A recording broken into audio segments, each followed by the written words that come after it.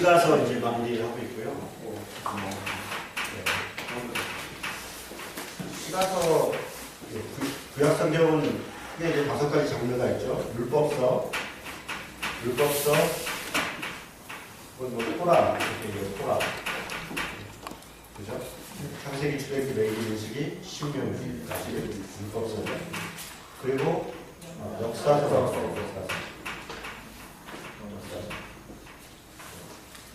여러 개 있죠, 그렇죠? 그리고 선지서 혹은 예언서. 같은 말이죠.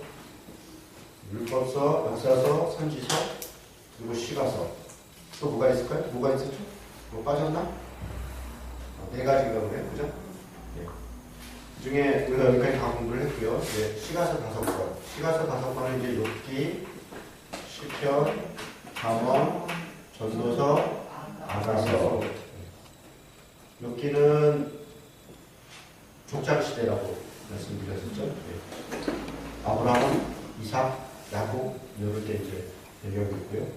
그리고 잠언, 전도, 아가서 중에서 이거는 이제 솔로몬 시대인데 솔로몬이 상대적으로 이제 어린 사람들한테 교육할 때 그런 내용들 솔로몬이 교육했다고 이러면 솔로몬 시대로 보는 게 맞습니다. 전체적으로 다. 그리고 아가서 이거는 젊을 때 사랑 이야기. 아가서 좋았죠. 네. 아가서 재밌어요. 그리고 전도서 노년의 이제 인생을 돌아보면서 인생을 이룬 것이다. 전도서는 특히 이제 쉬운 성경이나 세번역 성경이나 혹은 이렇게 요즘 메시지 성경 있잖아요. 그런 거를 읽으면 참 좋아요. 그래서 누구 이렇게 친구한테 성경 한번 읽어봐라 할 때 전도서를 먼저 권하는 것도 괜찮아요. 전도서에는 무슨 별게 어렵죠. 읽어보면 이렇게 읽는 사람이 되게 감동을 받아요. 정말 저는 전도서 이렇게 많이 좋았어요. 좋으면 전도서를 읽고 사람들이 다 관심을 갖더라고요. 성경이 이런 내용이었냐 이렇게 한 것이 있습니다. 자, 오늘은 이제 우리가 시편을 볼 텐데 시편이 일단 양이 많아요. 150편이잖아요.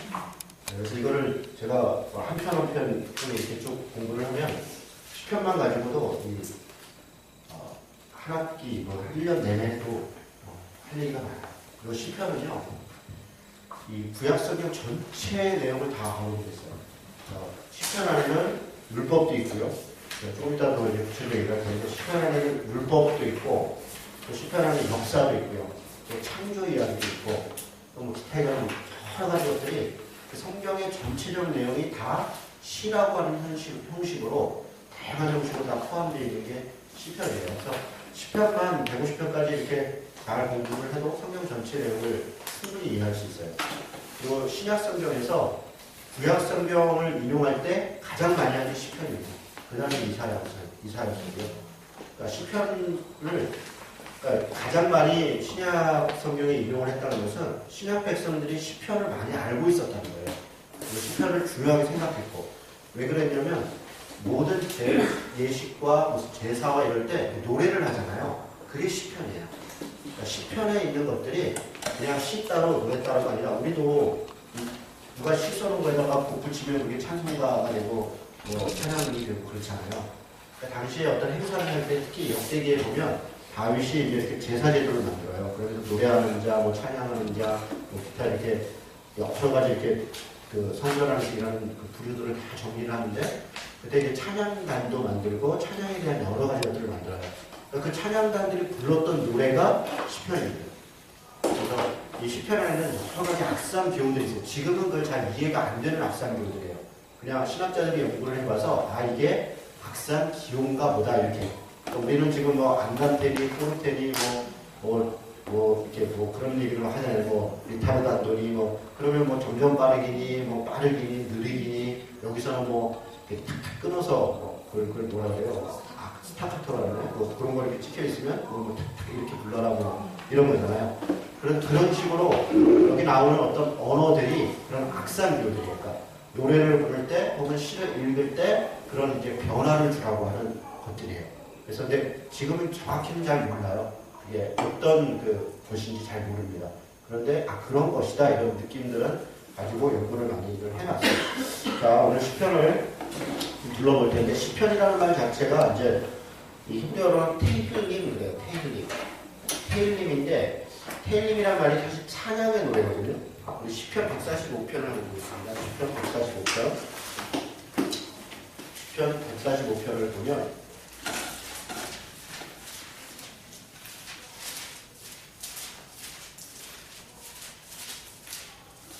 여기 보면 그 시편이 시작되기 전에 제서명은 파란색으로 되어 있는데 여러분은 다른 색깔로 되어 있는지 같은 거 보세요. 다윗의 찬송시 이렇게 되어 있어요.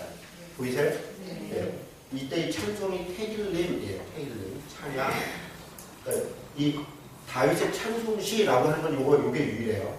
요게밖에 없습니다. 근데 이제 시편을 여기 보세요. 이제 시편이 이제 뭐 예를 들어 뭐 시편 50편 이러면 1절 뭐 어쩌고저쩌고 2절 어쩌고저쩌고 이렇게 가잖아요. 근데 요 가기 전에 항상 보면 뭐 가로로 해서 뭐뭐에 뭐뭐 이렇게 돼 있어요. 이거를 뭐라 그러냐면 이거를 표제예요. 표제. 우리가 이 표제라는 말 말라기 할 때 한번 했었는데 말라기 1절에 이렇게 뭐 그걸 1절 이걸 표제 이렇게 얘기를 해요. 표제라는 건 뭐냐면 이거 전체의 제목이라는 거예요. 제목 또는 이거 이 시편의 배경이 되기도 하고요. 어떤 데는 여기 보면 뭐 다윗이 뭐 이렇게 사울을 피하여 굴에 있을 때 부른 노래 뭐 이런 식으로 이렇게 돼 있기도 하고요. 뭐 믹담이라는 게 품자시인데 뭐 모모의 믹담으로 부른 시 뭐 이런 식으로 돼 있기도 하고요. 그러니까 이 시의 어떤 성격이나 배경이나 혹은 저자나 뭐 아삽의 시 뭐 이런 식으로 돼 있기도 하고요. 솔로몬의 시 뭐 이렇게 돼 있기도 하고요. 저자나 배경이나 그 시의 성격이나 이런 것들을 나타내는 것을 표제 이렇게 얘기합니다. 그런데 이 145편에 다윗의 찬송시, 다윗의 테일림 이렇게 되어 있는데 이게 찬양입니다. 근데 시편은 시로 되어 있는데 대부분은 뭐냐면 기도예요. 기도. 그러니까 이게 노래이기도 한데 기도입니다. 그래서 시편이라고 안 붙이고 그냥 기도문 이렇게 해도 어색하지 않아요. 그러니까 기도들 이런 거는 테필롯이라고 하는 말인데요. 테필롯 안 그러고 테일림 그러는 것은 당시에 이스라엘 사람들이 하나님께 기도하는 것도 사실은 이렇게 우리는 간구를 많이 생각하지만 찬양을 많이 생각해요. 하나님께 우리가 이렇게 올려드리고 그래서 찬양을 이렇게 향기라고 그러고요. 찬양을 이렇게 연기. 그러니까 우리가 이제 요한계시록에서는 찬양을 무슨 대접의 향기에 담아서 그 올라가는 그러니까 그렇게 이렇게 하나님께 바치는 이렇게. 그래서 뭔가를 우리를 이렇게 자꾸 끌어내리려고 하는 하나님의 것을 이렇게 끌어내리려고 할 때 기도를 사용하잖아요. 그런데 기도라고 하는 사실 큰 의미요. 우리의 마음을 이렇게 드리는, 울리는. 그래서 기도를 찬양으로 많이 생각을 했고 찬양이 또 기도이고. 그래서 우리는 찬송과 기도를 따로 생각하잖아요. 그런데 찬양을 부르면서 그게 기도가 되는 거예요. 그래서 때로는요 우리가 성경 구절을 가지고 기도하는 것 아주 좋고요. 뭐 예를 들어 이제 뭐 산상수훈 같은데 복 있는 사람은 아비레들이 이런 시편이군요. 네. 지금 제가 졸린가 보네요. 우리 산상수훈에 보면 팔복천을 드린 거예요. 그래서 심령이 가난한 자는 복이 있다. 그렇죠? 그러면 천국이 저희 거예요. 하시면 하나님 제 심령이 가난하게 해주시고 천국이 제 소유가 되게 하시며 뭐 이렇게 이제 말씀을 가지고 그쪽 팔복을 가지고 쭉 기도해가면서 기도할 수 있죠. 그러니까 이렇게 이런 식으로 말씀 자체를 붙잡고 이렇게 그 말씀을 기도 삼아서 기도할 수 있는데요. 찬송도 그래요. 어떤 찬송들은 정말 너무 좋거든요. 우리가 이렇게 하고 싶은 이야기를 누군가가 시인이 혹은 어떤 정말 감성이 뛰어난 분들이 또 신앙과 영성이 있는 분들이 이걸 이렇게 짧은 표현으로 쭉 해놓은 거잖아요. 오늘 집을 나서기 전 기도했나요? 우리는 그런 문구가 안 나오는 거예요. 누군가 널 위해 기도하네. 뭐 마음이 무너져 뭐 어쩌고저쩌고 할 때 누군가 널 우리는 그런 말이 안 나오는 거예요. 그런데 그렇게 이렇게 그 가사들을 붙잡고 기도하죠. 그러니까 기도와 찬양이 사실은 이렇게 같이 어울려 갈 수 있는 것 같아요. 또 샴, 샴이라는 말이 사실 예전에 쓰이는 용어인데 그냥 시편을 이야기할 때 샴이라고 합니다. 자 여기 또 한번 보세요. 시편을 우리가 이제 다윗 시도 있고 심지어는 모세 시도 있어요. 모세가 지으신 근데 아니 이런 시들이 다 어떻게 150편으로 해서 이렇게 하나를 시로 한 걸로 이렇게 만들어졌을까? 언제? 우리는 그러면 모세가 쓴 거 그때 받아놓고 누가 이렇게 뒀다가 이렇게 한 사람이 이렇게 다 그렇게 된 게 아니고요. 언젠간 누군가가 여러 시들을 이렇게 모아서 그리고 이걸 편집을 해서 그리고 정리를 해가지고 그걸 이렇게 만든 때가 있어요. 그렇겠죠? 시들이 계속 떠돌아다녔는데 이런 시도 있고 저런 시도 150편만 있는 게 아니라 수천 편의 시가 있었을 거예요. 우리 그 아가서 할 때도 솔로몬이 1005편의 노래를 지었더라 이렇게 역대기상에 봤었잖아요. 그죠? 열왕기상에서 봤었잖아요. 1005편 중에서 한 편 성경에 실린 거잖아요. 성경이 된 거잖아요. 그러니까 나머지 1004편도 그 중에서도 뭐 여러 개는 또 이스라엘 사람들이 막 부르기도 하고 뭐 하지 않았겠어요? 시편은 더 많았겠죠. 굉장히 많은 사람들의 그 노래가 있고 시가 있고 간구가 있고 탄식이 있고 눈물이 있고 이런 거거든요. 그런 것들 중에 모아서 언제 그럼 이게 이렇게 정리가 되냐? 이걸 이제 우리가 연도로 하면 BC 3세기인데요. 이 어간으로 봅니다. 이 어간인 걸 어떻게 하냐? 뭐 저야 모르죠. 학자들이 그렇대요. 학자들이 다 연구해 보니까 이때쯤 정리했을 거다. 이때가 언제냐? 이걸 우리가 제2성전기라고 해요. 그러니까 성전기로 나누는데 제2성전기 혹은 우리가 다음 주부터 공부할 신구약 중간기. 이걸 이제 BC 3세기, 2세기 이때가 신구약 중간기 혹은 제2성전기인데 성전기 그러면 어떻게 얘기를 하면 제1성전이 뭐예요? 솔로몬 성전이잖아요. 그렇죠? 솔로몬 성전. 솔로몬 성전은 포로 잡혀가기 전에, 멸망하기 전에. 그렇죠? 그리고 두 번째 성전이 뭐예요? 스룹바벨 성전입니다. 스룹바벨. 스룹바벨이라는 제사장 이름을 붙여서 스룹바벨 성전이죠? 언제 지은 거예요? 포로 잡혀서 귀환해서. 그렇죠? 그리고 세 번째 성전이 뭐냐면 헤롯 성전입니다. 헤롯 성전. 예수님 시대이죠. 예수님 시대. 그래서 요 스룹바벨 성전에서 헤롯 성전 요 사이를 제2성전기, 헤롯 성전 이후를 제3성전기, 솔로몬 성전에서 스룹바벨 성전까지를 제1성전기 이렇게 나눠요. 그래서 요 성전을 중심으로 나눕니다. 그래서 우리가 요 사이에 정리가 됐다. 그러면 대체로 BC 3세기 내지는 2세기입니다. 신구약 중간기를 얘기해요. 근데 왜 이때 정리가 됐냐? 이때는 고통의 시대야. 다음 주에 우리가 신구약 중간기를 공부해 나갈 텐데 고통과 눈물의 시대입니다. 암흑의 시대예요. 하나님이 떠나 있는 것처럼 느껴지는 때이고 외세에 의해서 고난을 당하고 내부적으로 부패가 극에 달하고요. 그러니까 백성들의 삶은 고통과 고난이 있어요. 눈물이 있어요. 그러니까 의지할 것은 하나님밖에 없어요. 그들이 계속 하나님을 생각하고 하나님을 의지하려고 하고 거기에 간구하고 거기에 원망하고 원망도 많아요. 심지어는 저주도 해요. 우리는 기도할 때 누구 저주 안 하잖아요. 하나님이 사랑하게 해주시잖아요. 우리 여기 보면 저주시들이 있는데요. 그 사람 그냥 가다가 우리 이렇게 길거리 가다가 차에 쳐 죽게 해주세요. 이런 식이에요. 애를 낳아도 아주 그냥 이런 거를 막 오죽하냐. 그러니까 그런 고통과 고난이 그런 사람이나 혹은 집단으로부터 오니까 하나님의 정의를 구하는 거예요. 그때 사람들의 마음은 내가 이런 고통을 저 사람들 저렇게 해서 안 된다. 그러니까 하나님께서 벌 심판해달라.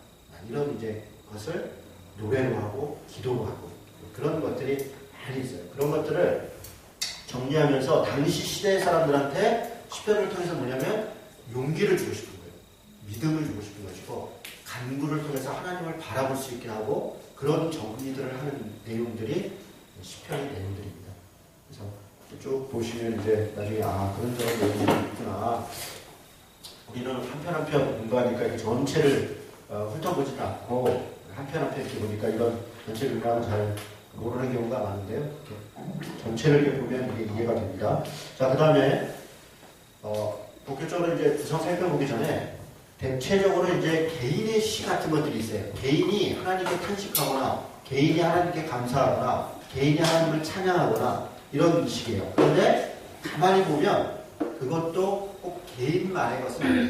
그게 이제 개인의 노래를 통해서 그 개인의 시를 여기다 왜 넣겠냐고요. 그 어떤 개인의 노래나 탄식이나 기도를 왜 성경이라고 하는 시편을 정리할 때 거기에 넣겠어요. 그게 전체에게 의미가 있으니까.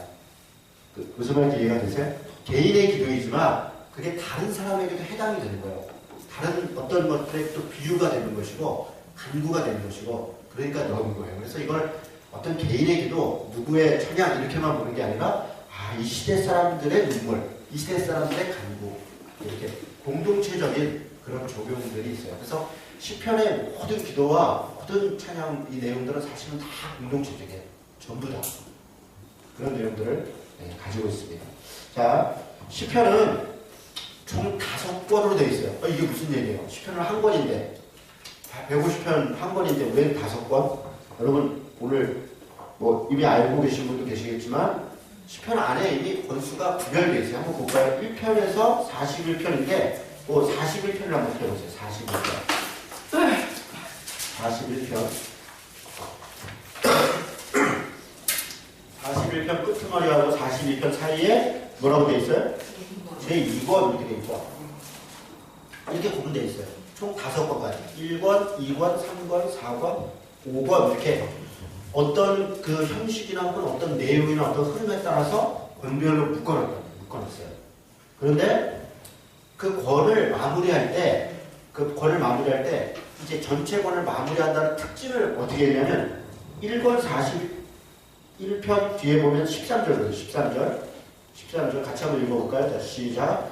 이스라엘의 하나님 여호와를 영원부터 영원까지 송축할지어다. 아멘 아멘. 이게 권이 끝났다는 표시예요. 그러니까 하나님을 찬양한다. 하나님을 송축한다. 아멘. 이렇게 딱 끝나요. 자, 다른 데도 한번 봐볼까요? 여러분 72편을 보면 되겠죠? 72편 72편에 보면 19절에 보면 그 영화로운 이름을 영원히 찬송할지어다. 온 땅에 그의 영광이 충만할지어다. 아멘 아멘. 이새의 아들 다윗의 기도가 끝났다. 이러면서 이 권이 다 끝나요. 이렇게 사인을 다 주고 있어요. 3번도 한번 보죠. 89편 끝에 보면 여호와를 영원히 찬송할지어다. 아멘 아멘. 그러니까 성경에서 이렇게 뭘 2번 반복할 때는 진실로 그렇다는 거예요. 진실로 그렇다. 그러니까 아멘이라는 말이 무슨 뜻이에요, 여러분? 아멘. 지금 왜 교회 오래 다녀서 아멘을 잘 모르거든요. 근데 이게 정말요, 우리는 너무 익숙하잖아요. 할렐루야, 아멘, 뭐 은혜, 뭐 복음, 구원, 뭐 영성이 어떻고 이렇게 정확하게 이해는 안 돼도 다 이렇게 서로 쓰는데 전혀 지장이 없잖아요. 그런데 처음 교회 온 사람들이 이게 되게 낯설어요. 근데 우리는 그냥 당연하고 있어요. 당연하게. 근데 이렇게 하나하나 이렇게 요거를 좀 가르쳐 줄 필요도 있어요. 아멘이란 말 진실로 그렇다. 근데 이게 진실로도요, 그냥 우리말로 하면, 우리말로 번역하면 예예요, 예. 여호와를 찬양할지어다? 예, 알겠습니다. 예, 그렇습니다. 이런 정도. 예, 그렇습니다. 예, 알겠습니다. 이런 이야기가 아멘입니다. 근데 그런 것을 2번 반복했다. 진짜 그렇다. 그런 의미이죠.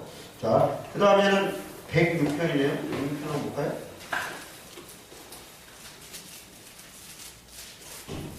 106편 끝머리는 여호와 이스라엘의 하나님을 영원부터 영원까지 찬양할지어다. 모든 백성들아 아멘 할지어다.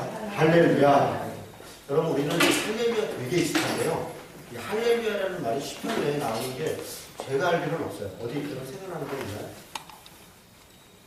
제가 알기로 없어요. 그런 건 혹시 있나? 아마 없을 거예요. 할렐루야는 시편밖에 안 없어요. 그것도 시편 끄트머리에 있습니다. 특히 이 5권에만 있어요. 5권 앞쪽에는 없어요. 지금 이 4권 끄트머리에 할렐루야가 나오는 거는 사실은 5권이 시작되는 것에 대한 그 사인이에요. 사인.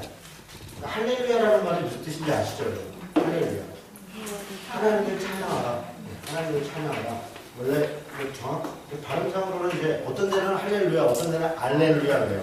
그래서 알렐루야는 뭐고, 어떤 사람도 놀렐루야 그러는데 알렐루야는 뭐고 할렐루야는 뭐냐 같은 거예요. 우리가 여호와 야훼 역시 발음 차이예요. 근데 아마 발음상으로는 알렐루야 쪽이 조금 더 가까울 거예요. 그러니까 이제 누가 이제 할렐루야 많이 하니까 공부 많이 하는 분이 좀 이제 난처하려고 원래는 알렐루야야 이러면서 이제 알렐루야 쓴 거예요. 그러면 이제 이건 좀 더 있어 보인다. 있어 보이려고 이렇게 번역한 거예요, 사실. 할렐루야 하나, 알렐루야 하나 뭐 똑같아요. 이해가 되시죠? 네. 할렐루야. 자, 그리고 5권. 5권은요, 통째로 다 할렐루야예요. 150편까지. 특별히 150편 끝으로 한번 보겠죠. 다 할렐루야 속으로 진행이 되다가 맨 마지막, 정말 이제, 우리 150편을 한번 다 같이 한번 읽어볼까요? 우리가 이거 뭐 많이 읽고 노래도 되고 그런데요. 자, 한번 읽어보겠습니다. 할렐루야. 그의 성소에서 하나님을 찬양하며 그의 권능의 궁창에서 그를 찬양할지어다. 그의 유하신 행동을 찬양하며 그의 지극히 위대하심을 따라 찬양할지어다. 나팔 소리로 찬양하며 비파와 수금으로 찬양할지어다. 소고치며 춤추어 찬양하며 현악과 춤소로 찬양할지어다. 큰 소리 나는 재금으로 찬양하며 높은 소리 나는 재금으로 찬양할지어다. 호흡이 있는 자마다 여호와를 찬양할지어다. 할렐루야. 보시죠. 왜 시편이 할렐루야로 끝나는가? 굉장히 신학적 의미가 있습니다. 왜냐하면 1편서부터 이 앞에 1, 2, 3, 4번이 점점 어떤 고통을 호소하고 탄식을 이야기하고 눈물을 이야기하고 이런저런 그런 이야기들이 쭉 전개돼요. 그러나 마지막에 끝날 때는 할렐루야로 끝난다는 거예요. 그 모든 아픔과 눈물과 고통과 그런 시름과 그런 여러 가지 간구들이 하나님이 들으시고 하나님이 개입하시고 하나님이 영원한 나라 가운데 혹은 이 땅 가운데 우리에게 할렐루야로 이끌어 주실 것이다. 그러니까 희망으로 끝나는 거예요. 사실 성경은 절망으로 끝나는 게 아닙니다. 곳곳에서 절망을 얘기하고 때로 고난도 있고 아픔도 있지만 결국 성경이 우리에게 얘기하는 것은 하나님이 살아계시고 그 가운데서 영원한 승리가 있고 영원한 감사가 있다. 그것을 이야기하려는 게 사실 성경 전체의 주제예요. 그래서 그렇게 배치가 되어 있는, 의도적으로 그렇게 배치되어 있습니다. 150편 이야기했으니까 제가 그냥 농담반 진담반으로 하나 더 그렇습니다. 여기 보면 각종 악기가 나오잖아요. 수금, 재금 뭐 이런 거 지금 이제 공부 많이 한 분들이 다 이렇게 조사를 다 해놨어요. 우리말로 현악, 퉁소 이렇게 되어 있지만 우리 악기겠어요? 다 외국 악기죠. 그러니까 그게 실제로는 무슨 악기고 이거 다 연구를 해놨어요. 그러면 그거를 우리가 성경에 있으니까 그 악기를 다 살려갖고 그거 갖고 우리는 예배 때 해야 되냐? 아니요. 전혀 그렇지 않아요. 그렇죠? 우리는 우리 악기로 하면 되는 거예요. 우리 악기로. 현악, 퉁소, 재금. 지금은요. 우리가 지금 현악, 퉁소, 재금 안 쓰잖아요. 이제. 기타 치고 피아노 치고 드럼 치고 이러는 거예요. 근데 옛날에 이제 우리가 교회에서 뭐 기타가 더 난리 나는 거죠. 여러분 이 피아노 반주가 들어오는 것도 얼마 안 돼요. 교회사 역사 중에요. 피아노는 이거는 그냥 이렇게 소위 얘기하면 저작거리에 삼류 가수들이 그냥 대중 가수들이 쓰는 게 피아노고 교회는 오르간. 오르간 그냥 그 오르간이 하려면 엄청난 규모의 성당, 성전이 있는 거예요. 그래야 하나님이 받으신다. 그 어디 그 싸구려 악기를 갖고 하나님을 찬양해 이렇게 된 거예요. 그 피아노, 그 다음에 기타 칠 때 우리 난리 났었어요. 우리 뭐 경험하신 분들 많고 제가 다니던 교회에서요. 제가 고등학교 1학년 교회를 다녔는데 기타를 처음 누가 갖고 온 거예요. 우리 목사님한테 뭐 난리 났었습니다. 그런데 그게 언제부터 허용이 되는 줄 아세요? 목사님 아들이 치니까. 목사님 아들이 치면 허용이 되는 거예요. 이거 참 재밌죠. 안 되면 절대 안 돼야지. 그 애들 이렇게 머리에 막 뭐 이렇게 물들이고 오잖아요. 요즘에 이제 그런 게 일상적이 되는데 난리 납니다. 목사님 부품 물고 막 어떻게 해주는 애들이 이렇게 방자하게 언제부터 허용되냐면 그 집 아들이 하면 딸이 하거나 그러면 그때부터는 괜찮습니다. 허용되는 거예요. 제가 이제 그 대학교 들어가면서 선교단체에 들어갔는데 제가 한번 그 얘기 했나요? 선교단체에 가면 안 된다고. 그래갖고 제가 예배 중에 광고 시간에 이렇게 세워갖고 전교인 앞에서 안 간다고 이진호 선생님 그 선교단체 그만두겠다고 빨리 약속해요. 제가 못하겠는 거예요. 서서 예배 시간인데 뭐 거짓말도 못하겠고 그냥 대충 내일 그러겠습니다 하고 그냥 가면 되는데 그 말을 못해 그냥 서서 그냥 울었어요. 웃어서 내가 가르치는 애들도 거기 다 있고 그런데 그 교회를 못 다녔죠. 근데 언제부터 또 그 교회가 선교단체가 됐냐?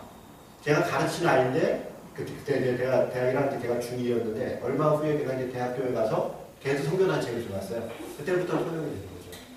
아무 문제 없어요 지금.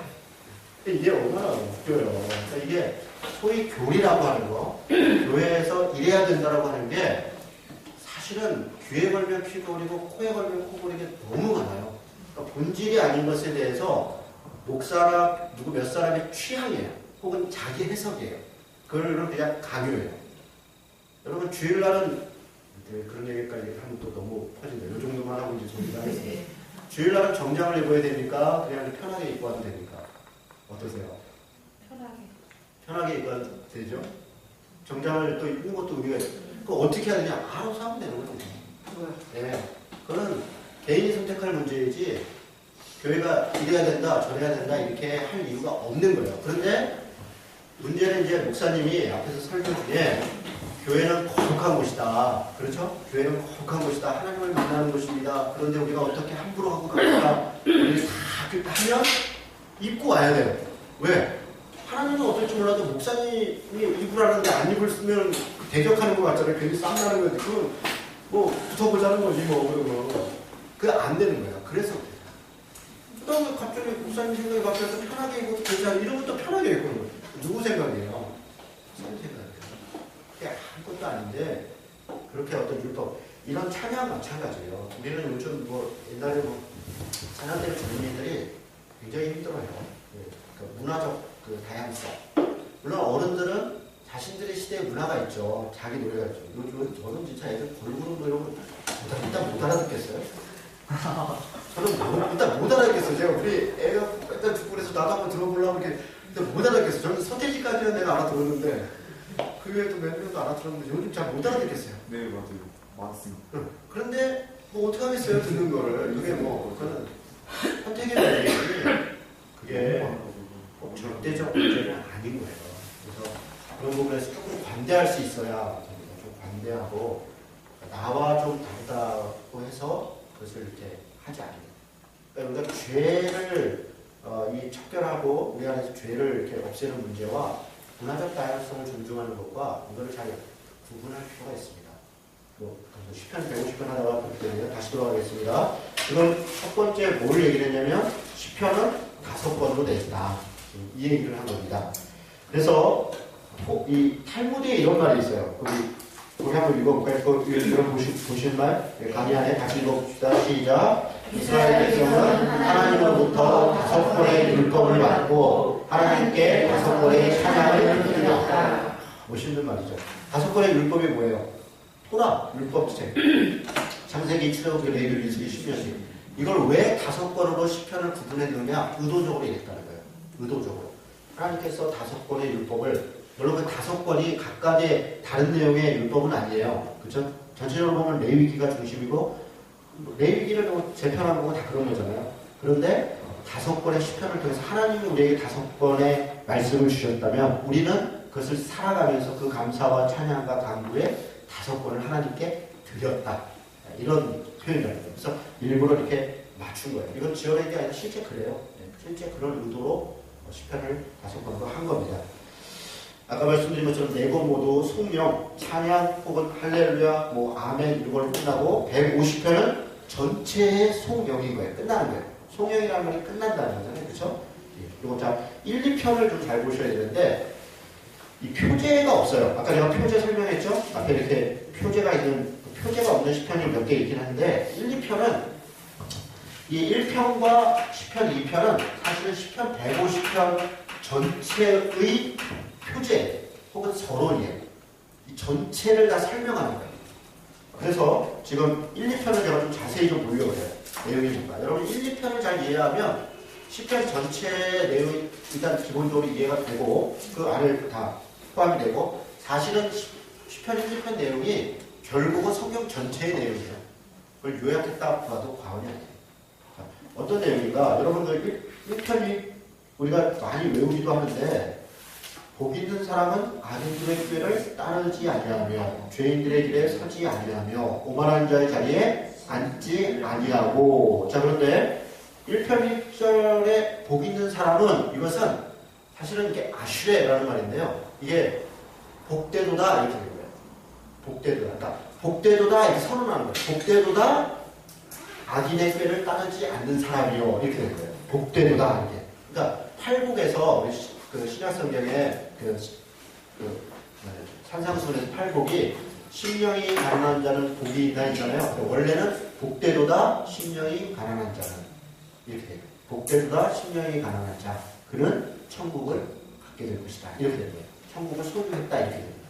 그러니까 똑같습니다. 이제 앞에 복되도다. 그런데 여기 지금 복 있는 사람은 이제 복되도다 이렇게 얘기를 했고 2장 끝머리 보세요. 2장 끝머리 2장 12절에 보니까 그의 아들에게 입맞추라 그렇지 아니하면 진노하심으로 너희가 길에서 망하리니 그의 진노가 급하시니라 여호와께 피하는 모든 사람은 다 복이 있도다. 여기 이렇게 되어 있는데 실제로는 복이 있도다 여호와께 피하는 자는 그의 아들에게 입맞추라 그렇지 않으면 이렇게 되어 있어요. 그러니까 자 이건 뭐냐면 그러니까 이걸 이제 인크로즈 요거는 조금 이제 국어죠. 국어 문법의 시도 그렇고 스킬도 그렇고 이런 그 문법적 표현이 있더라고요. 제 아내한테 물어봐, 제 아내가 국어 선생님인데 뭐 이렇게 이런저런 막 설명하는데 어렵더라고요. 그래서 내가 참 나는 그냥 성경만 해야겠다. 그러니까 이게 수미 상관이라는 게 있어요. 그게 뭐냐면 머리 쓰고 꼬리 밑자예요. 그래서 머리에 이렇게 뭐라 하고 끄트머리에 뭐라 해서 그 안에 내용이 이렇게 있어서 요 안에 있는 내용이 여기서부터 여기까지 이렇게 이런 식으로 표현하고 수미상관 이걸 이제 영어로 인클루지오라고 해요. 인클루지오라고 하는데 그래서 우리가 뭐 이제 그 신약 서적 같은 거 보면 뭐 이 본문은 인클루즈 되어 있는데 몇 장 몇 절부터 뭐와 뭐 사이에 뭐 인클루즈가 되고 이런 말이 돼 있어요. 네, 이런 표현이에요. 지금 1편과 2편은 사실 연결되어 있는 독립적 시편이 아니라 그 두 개 전체가 복되도다 어쩌고 저쩌고 그래서 복되도다 이렇게 해서 하나의 내용으로 연결되어 있고 동시에 1, 2편이 나눠져 있으면서 강조점이 조금 다르면서 연결되어 있는 그리고 이걸 전체를 통해서 시편 전체의 어떤 핵심적 주제 혹은 서론, 표제 이런 역할을 하고 있는 게 1, 2편이에요. 이해가 되세요? 어려울 거 하나도 없죠? 굉장히 그냥 쉽게 얘기하는 겁니다. 저는 이게 굉장히 어렵게 배웠거든요. 이게 교수님들한테 배웠는데요. 어려워요. 일단 말이 어려워요. 그리고 막 뭐라고 또 논하래 막 쓰래. 뭐라 막 적는 거예요. 그냥 뭐 주워 들고. 그냥 이런 정도만 알면 됩니다. 자, 그러면 1편은 뭐냐? 1편은 우리가 이제 시의 장르 중에 시의 나중에 뒤에 보면 이제 시가 뭐 탄식시도 있고 찬양시도 있고 뭐 저주시도 있고 그런데 특이한 시가 있어요. 그걸 토라시하고 율법시라고 해요. 율법시. 율법시는 뭐냐? 하나님의 말씀을 이렇게 저렇게 따라야 된다. 그래야 하나님이 이렇게 한다. 이런 식으로 나오는 거예요. 대표적인 율법시 이걸 토라시라고 해요. 토라. 토라라는 말이 율법이란 말이잖아요. 그죠? 토라, 이 율법, 계명, 율례 뭐 이런 게 다 토라예요. 토라. 그래서 토라라는 말을 알아두면 뭐 좀 유식한 것 같죠. 율법시인데 대표적인 게 뭐냐면 119편이에요. 야, 119편은요. 시편 119편 일단 무지하게 길어요. 무지하게 길어요. 그래서 읽다가 거의 포기해요. 근데 이런 식이에요.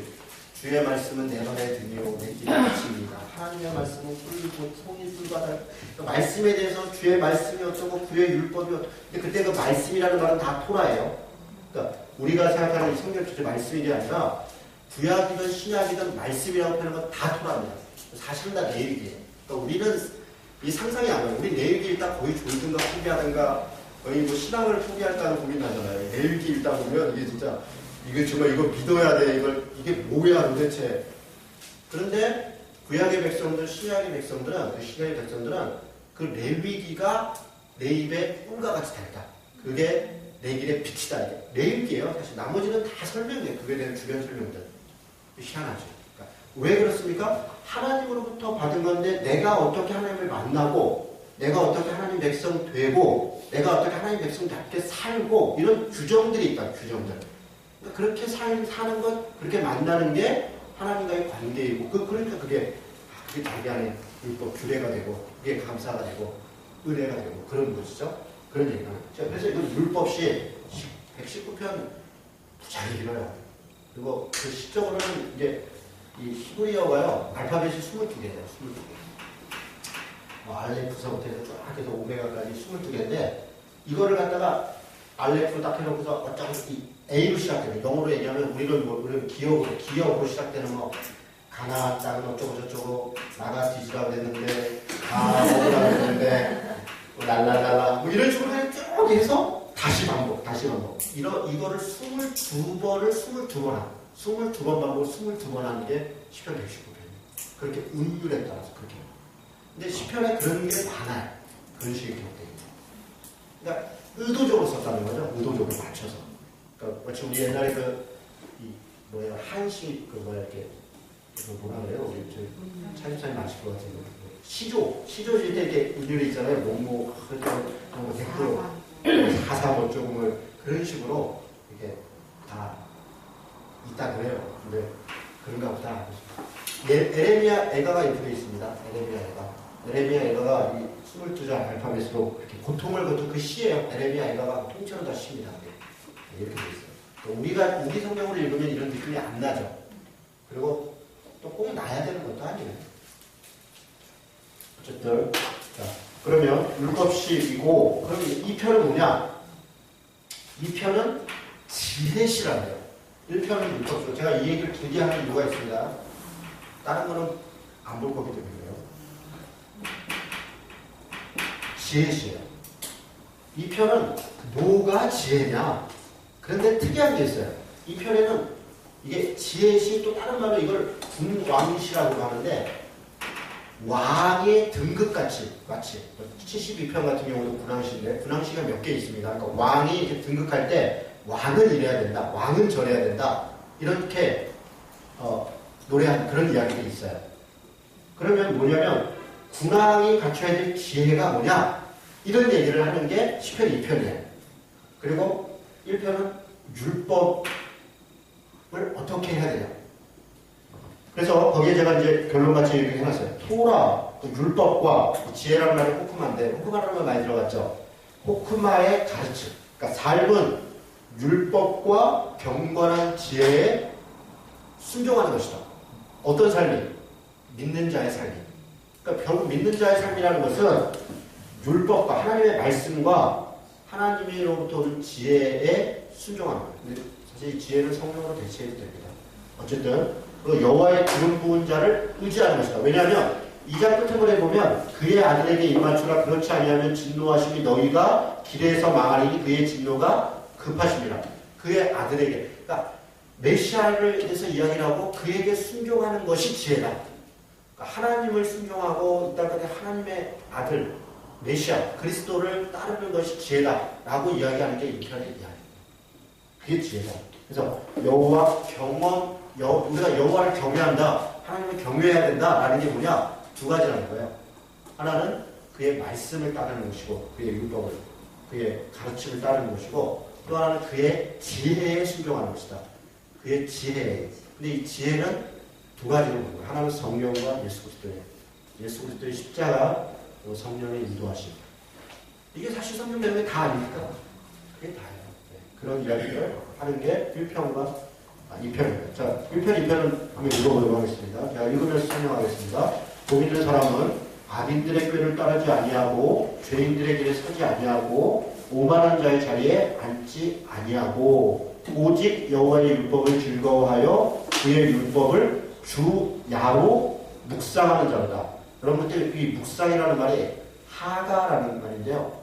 하가가 한 세 가지 정도 뜻이 있어요.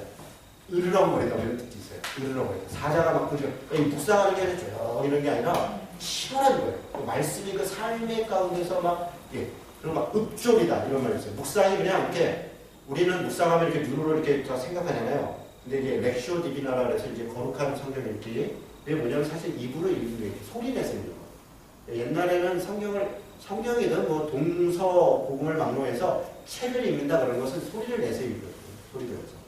소리를 내서 줄줄줄줄 읽고 그리고 그러니까 책을 떼었다 이러는 것은 그냥 이런 게 아니라 다 외웠다. 특히 동양 같은 데는 뭐 사서성경 뭐 어쩌고 그러면 누로를 떼었다 이러면 누로를 다 외웠다는 거예요. 외웠다. 소리 내서 읽고. 근데 성경도 마찬가지입니다. 성경도 교부 시대니 뭐니 다 이렇게 읽으면서 쭉 읽으면서 그러니까 여기 묵상하다 그러니까 읍조리다. 계속 암송하다. 암송하다. 그래서 성경 암송하는 게 중요합니다. 그래서 우리 교회 지금 주일학교 애들도 제가 선생님들한테 나 이제 성경 암송 좀 합시다 이러는데 막 선생님들이 마음이 약해서 못하네. 그래서 제가 한번 딱 정리해가지고 그냥 50구절 언제까지 암송하고 이렇게 암송하는 친구들도 보상도 하고 이렇게 그래. 그러니까 뭔가 좀 동기부여가 되는데 그때가 암기하기 가장 좋아요. 애들 아니 조그만 게 어떻게 외워요? 그때 우리는 지금 못 외워요. 우리는 지금 이거 외우라면 못 외워요. 근데 유치부 애들 같은 애들 이렇게 외우라 그러면요. 그냥 외웁니다. 산상수훈 같은 거 그냥 5장에서 7장까지 그냥 다 외워요. 근데 그게 안 잊혀져요. 끝까지 갑니다. 그러니까 어렸을 때 성경을 외우게 해요. 그건 정말 중요한 거예요. 선생님들이 마음이 착해 하지 못하더라고요. 율법을 즐거워하고 묵상하고 묵절에 가는데 으르렁거리다 보면 삶의 자리에서 그게 실천되면서 이렇게 치열하게 이렇게 부딪히고 그럴 때 막 사자가 막 으르렁거리고 싸우듯이 하나님의 말씀은 그렇게 사용되어지는 것이다. 이게 묵상하다라는 뜻입니다. 그는 시냇가 심은 나무가 천을 따라 열매를 맺으며 그 잎사귀가 마르지 아니함 같으니 그가 하는 모든 일이 다 형통하리로다. 너무 좋죠. 하나님의 말씀을 이렇게 주야로 묵상하고 그 말씀을 따르려고 하고 그 율법에 순종하려고 하는 것은 마치 시냇가에 심은 나무와 같다는 거예요. 시절을 따라서 물이 공급되고 저렇게 때가 되면 꽃이 피고 이렇게 한다는 저절로 내가 꽃 피려고 노력하는 게 아니라 그냥 꽃이 핀다는 거예요. 때가 되면 지고 때가 되면 열매가 맺고 이렇게 한다는 거예요. 저절로. 그러니까 내가 막 노력하는 게 아니라 이게 성령의 은혜죠. 우리가 성령의 은혜를 깨달으면 사실 그래요. 우리가 하지 못하는 일을 어느 순간에 하게 그냥 내가 막 노력해서가 아니라 그냥 나는 그냥 하려고 이렇게 순종하려고 최선을 다하게 하는 뜻인가 보다 따라가는데 어느 날 내 죄에 있다. 그런 것들을 경험할 때 짜릿짜릿하죠. 그게 성령을 따라 사는 삶입니다. 잎사귀가 마르지 않고 그게 형통한 삶인 거죠. 악인들은 그렇지 않다. 오직 바람에 나는 겨와 같도다. 흥하는 것 같으나 결국은 겨와 같이 나뉠 것이다. 그러므로 악인들은 심판을 견디지 못하고 죄인들은 의인의 모임에 들지 못하리로다. 이게 성경의 가르침입니다. 악인은 심판을 받는 것입니다. 의인들은 회중에 들지 못하는 것이 이건 명확합니다. 그래서 심판의 날, 여호와의 날, 그날 어떤 자에게는 구원의 날이고 신원의 날이고 기쁨의 날, 감사의 날이지만 어떤 자에게는 눈물의 날이고 고통의 날이고 멸망의 날이다. 명백한 성경의 가르침입니다. 무릇 의인들의 길은 여호와께서 인정하시나 악인들의 길은 망하리로다. 이걸 믿고 사는 거예요. 우리는. 저 사람은 왜 저렇게 잘 돼요? 저 사람은 신앙생활 안 해도 괜찮은 것 같아요. 뭐 어쩌고저쩌고 이렇게 있어요. 나는 왜 이렇게 어려워요? 그러나 끝은 다르리라. 이걸 믿고 사는 거죠. 하나님이 공평하게 정의롭게 하면서 믿고 사는 거죠. 잘 되는 게 다 좋은 것은 아닐 수 있다. 이런 걸 믿고 사는 거죠. 자, 2편 그대로 갑니다. 어찌하여 이방 나라들이 자, 1편과 2편의 뉘앙스가 어떠냐면요. 1편은 마치 개인의 기도 같아요. 그런데 2편은 갑자기 국가적인 기도로 넘어가요. 이런 식으로 되어 있는 시편이 많이 있어요. 연속 시편인데 32, 33편도 그렇고요. 개인 기도에서 국가적 차원으로 넘어가요. 그게 뭐냐면 개인 기도도 결국은 다 공동체적인 기도라는 거예요. 이게 연결이 됩니다. 그러니까 여기서 우리가 배울 거는 있어요. 우리 기도가 맨날 내 기도로만 멈춘다고 하면 정말 기도를 잘 모르는 거예요. 우리 교회에서 더불어 함께하는 기도를 매주일 금요일마다 하는 이유가 있어요. 나라 민족을 위해서, 한국교회를 위해서, 지역을 위해서, 인천을 위해서. 그게 사실 잘 안 와닿죠. 그런데 그렇게 기도가 폭이 넓어지고 선교를 해서 내 기도, 내 가족, 내 어머니, 내 아이, 내 삶, 이렇게 물론 그렇게 기도해야 되죠. 거기서만 머물러 있으면 안 됩니다. 기도는 확장돼야 되고 기도의 폭이 넓어져야 돼요. 어찌하여 이방 나라들이 분노하며 민족들이 헛된 일을 꾸미는가? 세상 군왕들이 나서며 관원들이 서로 꾀하여 여호와의 그의 기름 부은 자를 대적하며 우리가 그들의 맨 것을 끊고 그의 결박을 벗어버리자 하는도다. 그러니까 군왕들이 자기 마음대로 자기 힘으로 자기 권력으로 이렇게 하자 하나님의 뜻 이렇게 대적하더라는 거죠. 하늘에 계신 이가 웃으시고 그들은 자기 나름대로 대단한 것 같은데 하늘에 계신 자가 웃으시고 주께서 그들을 비웃으시겠다. 그때 분을 바라며 진노하사 그들을 놀라게 하여 이르시기를 내가 나의 왕을 내 거룩한 산 시온에 세웠다 하시리라. 이때 여러분 군왕들 하나님을 대적하는 그게 이방 왕을 얘기하는 게 아니에요. 우리 그 무수히 봤던 이스라엘 역사 속에 있는 왕들, 그들이 하나님의 뜻을 저버리고 자기 힘, 자기 역량으로 나라를 세우고 뭐 어쩌고 저쩌고 하면서 자기가 하나님 되더라는 거예요. 하나님이 비웃으시고요. 진짜 왕이 무엇인지 세우실 것이다. 이렇게 얘기하는 것입니다. 내가 여호와의 명령을 전하노라. 여호와께서 내게 이르시되 너는 내 아들이라. 오늘 내가 너를 낳았도다. 내게 구하라. 내가 이방 나라를 내 유업으로 지리니 내 소유가 땅 끝까지 이르리라. 하나님이 세우시는 메시아 왕, 그의 아들은 사실은 이스라엘 민족만이 아니라 이방 나라들까지, 땅 끝까지, 이미 구약이 이방까지 주의 복음이 전파된 것들을 다 예언하고 있고 노래하고 있어요. 그런데 지금도 여전히 유대인들만 그러죠. 여러분 이게 참 특이한 건데요. 기독교인들 중에 이제 유대인들을 지지하는 것들이 많이 있어요. 그러니까 이스라엘 회복 운동하고 막 이렇게. 근데 가만히 보세요. 유대인들에게 복음을 전하는 운동을 하는 게 아니라 유대인들 나라를 세우는 운동을 해요. 이게 무슨 말인지 잘 이해가 안 되실 건데 계시록할 때 할 건데 제가 괜히 말 꺼냈네요. 이스라엘을 위한다고 그들의 나라를 세우고 그들의 세대주의적 종말론은 어떻게 생각하는 거냐면 이스라엘 회복이 되고 거기에 에스겔서 40장부터 나오는 성전이 회복이 되고 그들 나라가 유대 국가가 회복되고 그게 성경 종말의 어떤 모습이라고 얘기해요. 그래서 그 나라가 세워지는 것을 도와요. 그 돈을 모아갖고 뭘 하냐면 여기를 흩어지는 유대인들이 이스라엘로 돌아가는 비용을 내고 그런 일들을 한다고 해요. 나라를 세우는 일이에요. 정말 그게 우리가 할 일인가 착각하고 있는 겁니다. 이스라엘 사람들이 복음을 전한다 하면 그거는 이해가 되는 것이죠. 모든 민족 마찬가지로 이스라엘 사람들도 복음을 들어야 됩니다. 복음이라고 하는 것은 예수 그리스도 일단 정점입니다. 그 일을 위해서 우리가 애쓰는 것은 이해가 되는데 그 나라를 세우는 일에 하는 것을 생각하면서 하는 것은 유대적인 것에 갇혀있는 거예요. 유대인들이 그렇게 갇혀있고 기독교인들이 또 성경을 잘못 이해하면서 그렇게 갇혀있는 거예요. 제가 계시록하면서 그 얘기를 좀 하게 될 겁니다. 자, 내가 철장으로 그들을 깨뜨리며 질그릇같이 부수리라 하시도다. 그런즉 군왕들아 너희는 지혜를 얻으며 세상의 재판관들아 너희는 교훈을 받을지어다. 이거죠. 군왕들이 지혜를 얻어야 되고 세상 재판관들이 교훈을 얻어야 돼요. 어디서? 율법에서, 하나님의 말씀에서 1편부터 연결되는 거죠. 결국 지혜라고 하는 것은 하나님으로부터 오는 것이고 하나님의 말씀으로부터 오는 것입니다. 지금도 마찬가지예요. 하나님의 뜻을 어찌할까요? 저한테 누가 몰라요. 내가 정치는 것도 아니고 하나님의 말씀 속에 있는데 하나님의 뜻을 왜 나한테 묻습니까? 내가 어찌 될까요? 글쎄요. 글쎄요. 어떤 분이 이제 얼마 전에 이제 엊그제 오이도에 목회 하시는 우리 교회 있던 목회자분들 참여하는 목사님 그 교회를 방문했어요. 거기는 이제 초등학교 앞에서 오떡이어라고 하는 분식집을 해요. 그래서 초등학교 바로 앞이니까 너무 좋아요. 그 아이들 거기서 분식하면서 아이들 만나면서 옆에 또 공부방 만들어서 아이들 돕고 그 오이도 그 지역 자체가 너무 어려운 거예요. 거의 그 400명 그 초등학생 학생들 중에서 60%는 그냥 한국어 가정이고요. 너무너무 아이들이 어려운 거예요.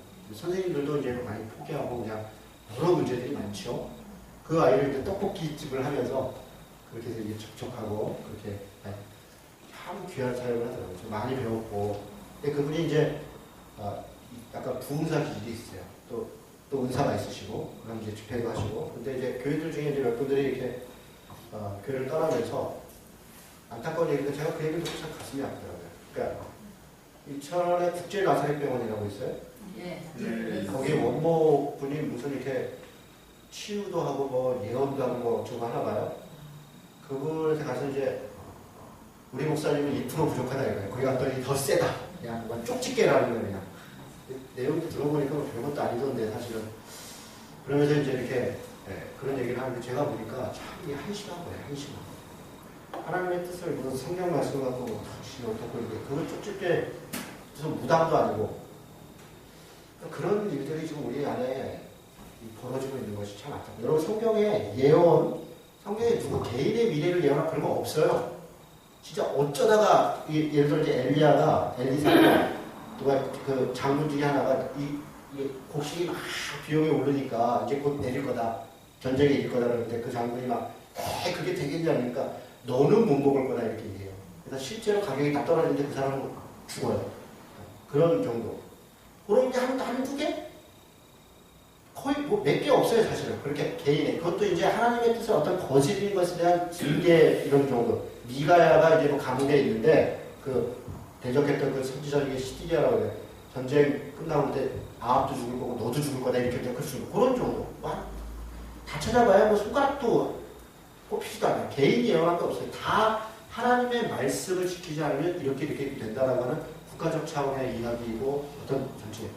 근데 우리는 지금 예언 그러면 무슨 개인, 우리 애가 대학을 어떻게 돼요? 우리 남편이 직장이 어떻게 되겠어요? 뭐 이런 거 없고 그거 뭐 도도도 하고 그냥 뒤집어지고 그러고 앉았으니 이게 무슨 무당들 부타는 것도 아니고 저는 참 안타깝게 생각해요. 그 예언의 예자도 미래 예자가 아닙니다. 우리 성경에 쓰이는 예자는 그 원어를 맡을 예자예요. 말씀을 맡은 것. 그 말씀을 전하는 것. 말씀을. 하나님의 말씀. 그리고 그 말씀이 이렇게 신구약이 완성되기 전에 그때는 여러 그 성경들이 있었고 그때 하나님이 때로는 표징으로 보이고 때로는 이적으로 보이고 이렇게 함을 통해서 하나님이 누구신가 그리스도가 누구인가를 보여주는 것 과정이에요. 지금 성경이 다 완성이 다 된 거예요. 여기다 하나님의 뜻이 어디냐 여기 다 있어요. 100% 여기 있어요. 성경이 뭐 1% 부족하냐 그런 거 없어요. 여러분 성경이 부족해요? 그런 거 없어요. 그래서 계시록의 심지어는 여기다가 더하거나 빼도 안 되는데 이렇게 얘기했다고요. 한 글자, 점 하나. 왜냐면 히브리어는 점 하나 넣으면 우리랑 비슷해요. 이렇게 해서 여기다가 점을 여기다 넣고 여기다 넣으면 나잖아요. 점 하나를 어떻게 하냐에 따라서 이게 다른 거예요. 그런데 점 하나를 넣고 빼는 거 이런 거 조심해야 된다. 이 정도로 끝났다 이렇게 얘기를 하는데 아니 이게 100%다 줬는데 뭐 1, 2% 뭐 어디가 부족하냐고요. 1, 2%를 채우려고 받아가는데 받는 것도 아니에요. 내가 그 하나님 뜻을 받아갖고 얘기한다는 사람들이 뭐 이렇게 틀리는 게 많아요. 뭐 이렇게 틀리는 게 많아요. 그럼 하나님이 도대체 뭐가 되냐고요. 10개 중에, 아니 100개 중에 하나만 틀려도 하나님을 우습게 되는 거예요. 하나님이 100%지 어떻게 99%가 되겠어요, 하나님이. 그런 짓들을 하면서 어떻게 참 예언은 뭐 거기다 돈을 받아가면서 내가 그런 얘기하면 또 흥분해서 안 해요. 지혜를 얘기하다가 지혜는 말씀으로부터 오는 것이고 그렇죠? 여러분 진짜 성경을 읽고 성경을 이해하는데 최선을 다해야 돼요. 그러니까 너무 그런 게 20년 교회를 다니는데도 성경을 한 번도 안 읽었다. 이게 정말 반성 많이 해야 돼요. 성경 어느 정도 읽어야 되냐? 신앙생활 한 만큼 읽어야 돼요. 1년에 한 번 읽어야 될 거 아니에요. 1년에 한 번. 최소한. 어떻게 보면 진짜로 최소한이에요. 최소한. 스스로 읽어야 됩니다. 저희 어머니가 아시잖아요. 저는 신앙생활한 지 얼마 안 되셨어요. 2차 전차에서 전도하면서 신앙생활 했잖아요. 아들이 하도 성경 읽어야 되니까 본인이 혼자 성경을 읽는 거예요. 그래서 얼마 안 돼 성경을 읽으셨어요. 읽다 보니까 이게 뭐 말이 어렵잖아요. 그래서 옆집에 신봉교회 권사님이니까 이분이 날마다 기도하러 가자고 그래서 제가 어머니 같이 가서 기도도 하시고 그러시라고 이렇게 했어요. 근데 성경이라 보니까 권사님이니까 같이 가서 권사님 요게 이게 무슨 말이에요? 그랬더니 권사님이 깜짝 놀라갖고 이렇게 그걸 왜 나한테 넣냐고 성경을 왜 나한테 넣냐고 목사님한테 넣냐고 오 요즘 그런 거 본다고 그 어머니가 이제 나한테 와서 무슨 성경 읽으면 안 되냐? 아니요 읽어야죠. 근데 그 성경이 굉장히 야단 맞았다고 왜 그 성경을 함부로 읽으려고 하냐고 막 그래요. 여러분 뭐가 이상하죠? 이상하죠. 근데 되게 그래요. 그러니까 이게 참 이상하더라고요. 요즘은 성경 공부하면 신천지라고 해요. 제자 훈련을 해야 돼. D12나 G12나 뭐 알파나 이런 거 해가지고 성경을 이렇게 무식하게 좀 이렇게 뭐 번호로 공부하는 거 이건 대단히 무식한 이거 신천지죠. 뭐. 그래서 신천지 소리 많이 듣잖아요. 오죽하면 CBS에서 더한 공동체는 신천지 교회가 아닙니다. 자막으로 자막으로 나왔습니다. 신기하다. 조금 더 읽겠습니다. 여호와를 경외함으로 섬기고 떨며 즐거워할지어다. 아까 경외함에 대해서 얘기했죠. 하나님의 율법과 그의 지혜를 따르는 이 경외함입니다. 그의 아들에게 입맞추라. 그렇지 아니하면 진노하심으로 너희가 길에서 망하리니 그의 진노가 급하심이라. 여호와께서 피하는 모든 사람이 다 복되도다. 이게 성경 전체의 주제이고 시편의 주제입니다. 잠깐 쉬었다가 한번 읽도록 하겠습니다.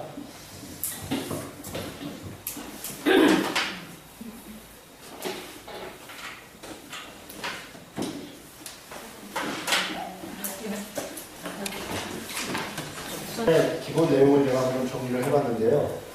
1권, 2권은 이제 초기 왕정 시대를 전제하고 있고요. 하나님의 공의와 자비에 근거한 탄식과 찬양이 많이 등장한다. 실제로 1권, 2권 읽어보면요. 탄식이 많아요. 탄식. 안타까워. 우리가 이제 하나님을 탄식하는 거, 때로는 원망하는 게 기도냐? 그럴 수 있어요. 근데 내 안에는 막 탄식이 있고 안타까움이 있는데, 감사해요, 뭐, 행복해요, 이런, 별로 안 좋아요. 우리 자식들도 막, 애가 분명히 안 되고, 뭐, 겉으로 이러면, 제가 그 때문에 저럴까? 오히려 더 걱정스러워요. 내가 어려운다. 그냥, 진짜 속상해요, 이렇게. 진짜. 그 사람이 나한테 그러죠. 내가 뭘 잘못했나 그런 게 괜찮은 것 같아요. 네.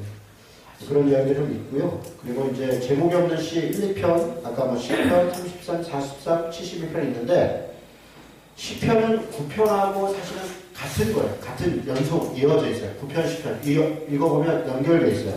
또 30편, 33편도 연결돼 있어요. 42, 34편도 연결돼 있어요. 그런데 앞에 쪽은 대체로 개인적 기도이고 뒤에는 좀 이렇게 국가적 공동체적 내용이에요.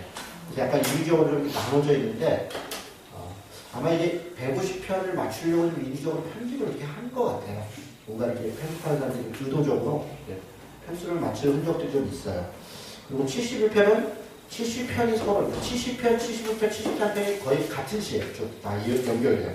그래서 71편이 서론 같고 72편, 73편이 이렇게 쭉 이어져요. 그래서 그렇게 구성이 되어 있어요. 나중에 이렇게 염두에 두고 읽어보시면 그렇구나 이런 느낌이 옵니다.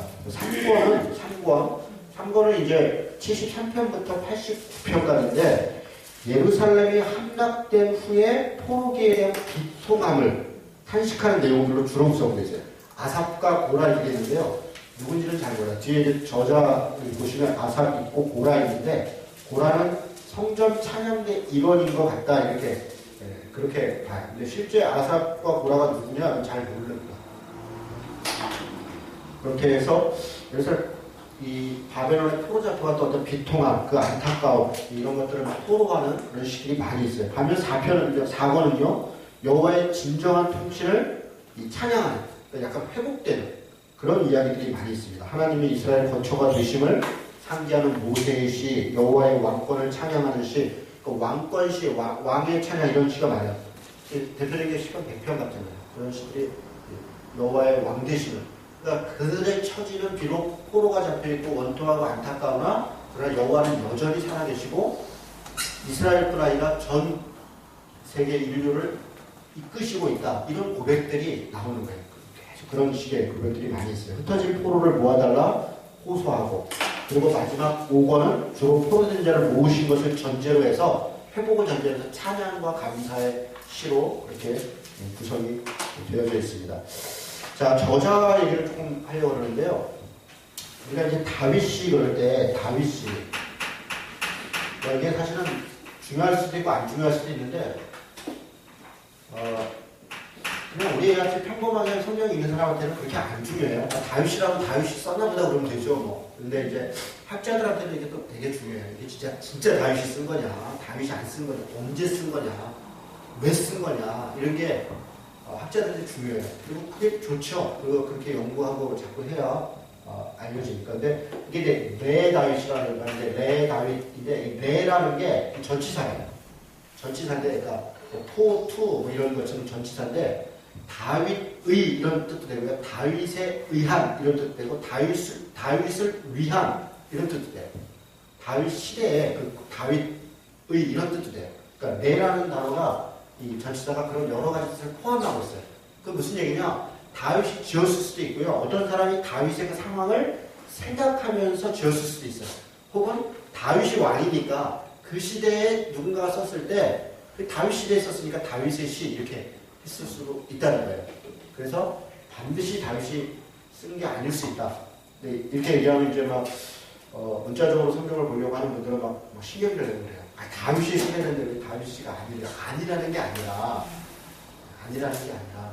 근데 그런 흔적을 이렇게 제가 이렇게 자세히 보진 않겠지만 실제 읽어보면 그래요. 네. 그리고 예를 들어 다윗이 아둘람 굴에서 사울을 아둘람이라고 표현하는데 굴에서 사울을 피하여 굴에서 부른 노래 뭐 이런 게 있어요. 그러면 사실은 그 노래는 다윗의 그때 그 상황 아둘람 굴이나 혹은 뭐 엔게디 요새나 이런 데에 숨어서 정말 어렵고 비참한 사람들과 어렵게 살아갈 때 그 심정을 생각하면서 그 시를 읽으면 돼요. 그러면 충분히 그 시의 내용을 그렇게 읽으라고 지금 그 저자가 그렇게 얘기를 하는 거예요. 그런데 그렇게 읽으면 되는데 그게 다윗이냐 아니냐 이러고 싸우고 있는 건 별로 의미가 없어요. 다윗이 졌든 안 졌든 그 상황을 이해하면서 그게 뭐 시편 50편이나 뭐 53편이나 이런 57편이나 이런 거죠. 그런 시들이 그렇게 쭉 연결이 되어 있습니다. 자, 아삽시라는 게 있고요. 보라시라는 게 있고요. 솔로몬시, 모세시. 모세시는 한번 볼까요? 90편. 딱 한 편인데 모세가 주는 시라니까 이게 특이하죠. 모세가 여러 노래를 많이 했을 텐데 어쩌면 그 시를 한 편만 여기였을까? 그 시가 근데 이게 읽어보면요. 모세가 젊을 때나 혹은 뭐 미디안 광야에서 방황할 때나 뭐 왕자로 있을 때 그때 지은 게 아니라 노세 말년에 지은 것 같아요. 느낌이. 인생을 딱 돌아보면서 마지막에. 그래서 하나님의 사람 모세의 기도 이렇게 되는데 주여 주는 대대 우리의 처소가 거처가 되셨나이다. 산이 생기기 전에 땅과 세계도 주께서 조성하기 전 곧 영원부터 영원까지 주는 하나님이시니이다. 주께서 사람을 티끌로 돌아가게 하시고 말씀하시기를 너희 인생들은 돌아가라 하셨으니 주의 목전에는 천년이 지나간 어제 같으며 밤의 한순간 같을 뿐이니이다. 주께서 그들을 홍수처럼 쓸어 가시나이다. 그들은 잠깐 자는 것 같으며 아침에 돋는 풀 같으나이다. 풀은 아침에 꽃이 피어 자라다가 저녁에는 시들어 마르나이다. 우리는 주의 노에 그러니까 화에 소멸되며 주의 분내심에 논란이이다. 주께서 우리의 죄악을 주의 앞에 놓으시며 우리의 은밀한 죄를 주의 얼굴빛 가운데서 두셨사오니 우리의 모든 날이 주의 분노 중에 지나가며 우리의 평생이 순식간에 다하였나이다. 우리의 연수가 70이요 강건하면 80이라도 그 연수의 자랑은 수고와 슬픔뿐이요 신속히 가니 우리가 날아가나이다. 그러니까 노년에 이렇게 인생을 쭉 돌아보니까 이게 세월에 그냥 날아다닌 것처럼 지나갔더라는 거고 참 이런 표현들 정말 그런 저도 요즘 날아가는 것 같은데 이분들은 볼 수 있겠어요. 그래서 이런 어르신들 이제 다 인생 사시면서 야 벌써 다 됐냐 이런 느낌이 드셨겠죠. 누가 주의 노여움의 능력을 알며 누가 주의 진노의 두려움을 알리까. 우리에게 우리 날 계수함을 가르치사 지혜로운 마음을 얻게 하소서. 우리가 끝이 있다는 걸 알고 인생을 이렇게 정말 귀중하게 한 해 한 해 살아가라 그런 의미겠죠. 여호와여 돌아오소서. 언제까지니까 주의 종들을 불쌍히 여기소서. 아침에 주의 인자하심이 우리를 만족하게 하사 우리를 일생 동안 즐겁고 기쁘게 하소서. 우리를 괴롭게 하신 날수대로 우리가 화를 당한 연수대로 우리를 기쁘게 하소서. 주께서 행하신 일을 주의 종들에게 나타내시며 주의 영광을 그들의 자손에게 나타내소서. 주 우리 하나님의 은총을 우리에게 내리게 하사 우리의 손이 행한 일을 우리에게 견고하게 하소서. 우리의 손이 행한 일을 견고하게 하소서. 그럼 이 우리의 손이 행한 일을 두 번 반복하잖아요. 그러니까 이 땅에서 열심히 살아가고 우리가 애쓰고 하는 것들을 하나님께서 그걸 소멸치 않으시고 그걸 사용하시고 그걸 이루시고 그런 고백이에요. 그리고 16절에 주께서 행하신 일을 주의 종들에게 나타내시며 주의 영광을 그들의 자손에게, 그러니까 우리가 서로 열심히 일하고 행하고 하는 것들이 사실은 이 땅 가운데 또 우리 자손들에게 의미 있게 전달되고 또 그를 간구하는 그런 기도이죠. 모세의 기도 이렇게 읽어보면 참 인생이 이렇구나 이런 생각 들고요. 그렇습니다. 자, 구분이 있는데요. 구분 다시 강연으로 와서 여러 용어들이 있어요. 뭐 미즈모리, 이거는 이제 순수시, 그러니까 이 미즈모리 뭐 이렇게 표제에 나오는 것들이에요. 표제 뭐 어쩌고 저쩌고 미즈모리 뭐 어쩌고 저쩌고 이래서 식가요 이런 것들 음악적 용어인 것 같은데 무슨 뜻인지 잘 몰라요. 쉬르, 이건 노래시라는 의미인 것으로 이렇게 학자들이 얘기를 많이 하고 맞쓰기라는 것은 교훈 이건 이제 잠언할 때 그 용어하고 거의 같은 용어입니다. 잠언이라는 거 맞쓰기.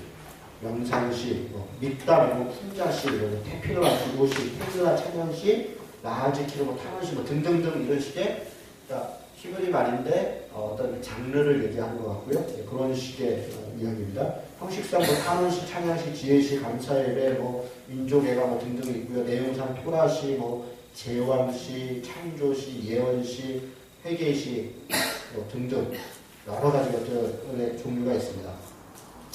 넘어가겠습니다. 소사님, 기타 앞에 보면 무슨 표제 같은 데 보면 무슨 소사님으로 무슨 깃김에 무슨 부른 노래 이런저런 이야기들이 있어요. 그리고 맞쓰기 인도자를 따라 현황에 맞춘 노래. 그때 그 인도자는 뭐냐면 지금으로 얘기하면 찬양 때 지휘자 같은 거예요. 지휘자. 그러니까 그런 식으로 되어 있는 거는 무슨 인도자를 따라 뭐를 했다 그러면 그게 이렇게 예식에서 다 함께 부르는 어떤 노래를 누군가가 이렇게 인도자가 있었고 그렇게 불렀다 이런 의미입니다. 소사님이라는 말은 수산화에서 나오는 백합화 이런 건데 이것도 그냥 무슨 악산 기호 비슷한 것 같아요. 알다스레, 마을레 이런 얘기가 있고요. 그냥 있나 보다. 곡 이름이 어떤 운율인가 보다 하는데 가장 많이 나오는 게 중에 셀라라는 게 있어요. 셀라. 그렇죠. 어떤 분들 이제 많은 분들이 읽다가 이게 셀라를 읽어야 되냐 말아야 되냐 막 54편 같은데 제가 펴보니까 54편이 나오는데 여기 보니까 54편에 다윗의 맞쓰기를 아까 전에 교훈이라고 했죠. 교훈, 다윗의 교훈, 인도자를 따라 현황에 맞춘 노래. 10사람이 사울에게 이르러 말하기를 다윗이 우리가 있는 곳에 숨지 아니하였나이까 하던 때에 그런 심정, 다윗이 자기가 있는 곳에 들킨 것 같은 거죠. 그런 또 쫓기고 있는 그런 때 이제 그런 심정으로 읽어라 이런 거예요. 그러면 이제 셀라를 제가 생각해서 한번 읽어보겠습니다. 셀라는 뭐냐면 약간 이제 대체적으로는 여러 의견이 있는데 반응 울리기입니다. 반응 울리기. 근데 셀라라는 말은 안 하는 거예요. 악상 기호니까. 우리 그 음악상 기호가 뭐가 쉼표가 있는데 하다가 쉼표 이렇게 말 안 하잖아요. 그러니까 이거는 이제 악상 기호니까 읽지는 않고 그런 형식으로 읽어라 이런 의미예요. 제가 한번 읽어보겠습니다. 하나님이여 주의 이름으로 나를 구원하시고 주의 힘으로 나를 변호하소서. 하나님이여 내 기도를 들으시며 내 입의 말에 귀를 기울이소서. 낯선 자들이 일어나 나를 치고 포악한 자들이 나의 생명을 수색하며 하나님을 자기 앞에 두지 아니하였음이니이다.